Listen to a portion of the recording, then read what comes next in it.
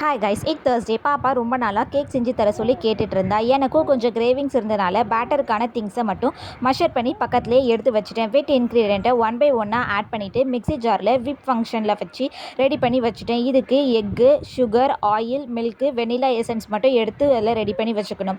Try இன்க்ரீடியண்டான மைதாவையும் baking சோடாவையும் ஒன் பை ஒன்னாக சேர்த்துட்டு நல்லா மிக்ஸ் பண்ணிக்கணும். ஒன்றே சைடில் சேர்த்து மிக்ஸ் பண்ணி வச்சிடணும். குக்கரை நான் ஃபஸ்ட்டே 10 நிமிட்ஸ் ப்ரீ ஹீட் பண்ணி வச்சுட்டேன். அது ரெடி ஆகிட்டு இருக்க டைம்லேயே இந்த மாதிரி கப்பில் ஆயில் ஸ்ப்ரே பண்ணிவிட்டு மைதா மாவை டஸ்ட் பண்ணி எடுத்து வச்சுட்டேன்.